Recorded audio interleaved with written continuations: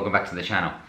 Today we're going to talk about 4 underutilized unique chest exercises to use or add to your repertoire during workouts that no one uses but should. It's like every time you train, your body will get used to everything, so then it might become stagnant. So you have to switch up exercise every now and then, so to really test the body and also to kind of shock the system like I will tell, because it might hit from a different angle and gets used to that, strengthens it.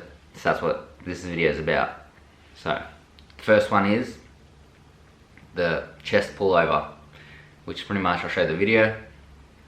When you are taking it the weight and putting it in front of you, you have to squeeze the chest whilst you're doing it, and you feel it in the lats, core, pecs, and the ever elusive serratus anterior, which is that one that's like here.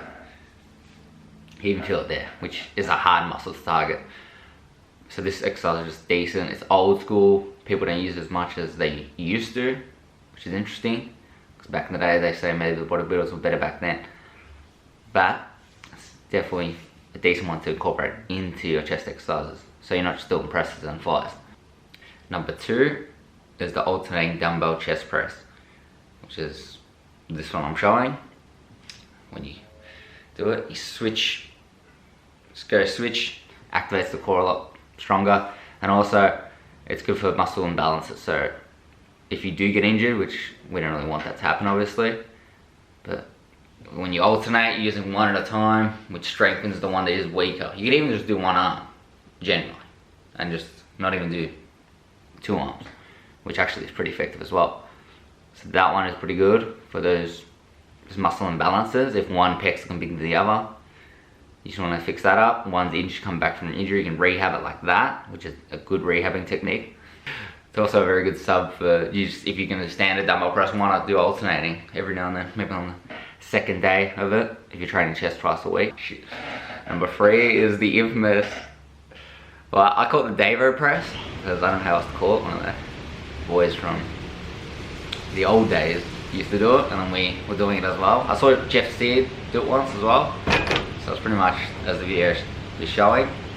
Just get the angle, and just, it feels like it hits more inner pec, which is crazy, because you know you don't really feel like that whilst you're doing everything else. Because when you're doing like bench, you're feeling like it there. But I'm not sure how much it actually is effective for the inner pec, but it just hits different. It hits different, you know. Hits different. Yeah, different angles. And yeah, you really feel the squeeze. And just go light and just contract the hell out of your pec when you're doing it. Number 4 is the standing plate press, I guess.